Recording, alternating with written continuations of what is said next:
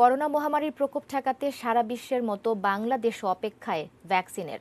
বিশাল অঙ্কের বাজেট এই ভ্যাকসিন ক্রয় পরিকল্পনা ঘিরে।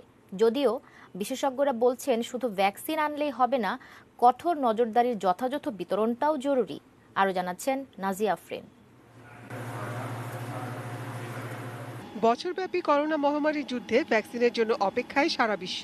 ভ্যাকসিন তৈরির আন্তর্জাতিক সহযোগিতামূলক সংস্থা ও বিশ্ব স্বাস্থ্য সংস্থার তত্ত্বাবধানে গত এপ্রিলে কোভ্যাক্স নামে একটি উদ্যোগ নেওয়া হয়, যার লক্ষ্যই হচ্ছে স্বল্প মূল্যে সারা বিশ্বে সব দেশেই যেন তাদের একটি নির্দিষ্ট সংখ্যক জনগোষ্ঠী ভ্যাকসিন পায়। জানুয়ারির মধ্যে ভারতের সেরাম ইনস্টিটিউট থেকে পর্যায়ক্রমে 3 কোটি ভ্যাকসিনের ডোজ পাওয়ার যে কথা রয়েছে, তার জন্য খরচের পরিমাণ তুলনামূলক কিছুটা বেশি। তবে বিশেষজ্ঞরা বলছেন মহামারীর ক্রান্তিকালে ভ্যাকসিনের এই বাড়তি খরচের সমন্বয়ে সুযোগ থাকবে।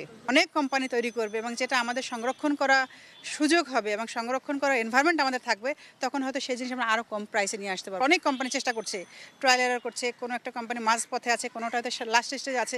দেখবেন এর মধ্যে অনেক কোম্পানি চলে আসবে এবং তারা হয়তো এর চেয়ে কম কষ্টে তাদের কাছে ভ্যাকসিন নিতে পারবে। ভ্যাকসিন সংরক্ষণ, পরিবহন, বিতরণ ও বন্টনে সুষম ভারসাম্য রাখতে 3টি বিশেষ কমিটি তৈরি করেছে সরকার। করোনার সম্মুখ যোদ্ধা হিসেবে প্রথম সারির তালিকা তৈরি করতে সারা দেশ জুড়ে তথ্য সংগ্রহ করা হবে। এই বিশাল কর্মযজ্ঞে সরকারি অর্থায়নের সুষ্ঠু ব্যবহার নিশ্চিত করতে প্রয়োজন সুষ্ঠু মনিটরিং। সরকারিভাবে যে ভ্যাকসিনটা আসছে, এটার ভ্যাকসিন ক্রয় বাবদ একটা মূল্য প্রায় 1200 কোটি টাকার উপরে, আর আমাদের সংরক্ষণ এবং মানুষের প্রয়োগ এই ক্ষেত্রে 317 কোটি টাকা বাজেট ধরা হয়েছে। কাগজপত্র একরকম, ইমপ্লিমেন্টেশন কিন্তু টাফ। মানে নিয়ম নীতি ঠিকমতো করা হয়। মাস্কের ক্ষেত্রেই বলছি আর কি, যে গভর্নমেন্ট যখন একদম প্রেশার ক্রিয়েট করলো যে নো মাস্ক নো ওয়ার্ক জরিমানা, তখন আমরা একটু হয়তো আগের চেয়ে একটু সচেতন হয়েছি। তবে ভ্যাকসিনের আমদানির উপর শুধু জোর না দিয়ে এর কার্যকারিতা পরীক্ষা করে দেখার ব্যাপারেও জোর দিচ্ছেন বিশেষজ্ঞরা। উন্নয়নশীল দেশ হিসেবে এই বিশাল খরচের ভার বহন করার আগে এর প্রয়োজনীয়তাও বিবেচনার পরামর্শ তাদের। এই ভ্যাকসিনটা যেটা সেরাম ইনস্টিটিউট বাজারজাত করতে চাচ্ছে, সেইটা খোদ অ্যাস্ট্রাজেনিকা বা অক্সফোর্ড তারা এটা পুনর্মূল্যায়ন করছে। ধরেই নিতে পারি যে এটা আসলে এত দ্রুত পাওয়া যাবে না।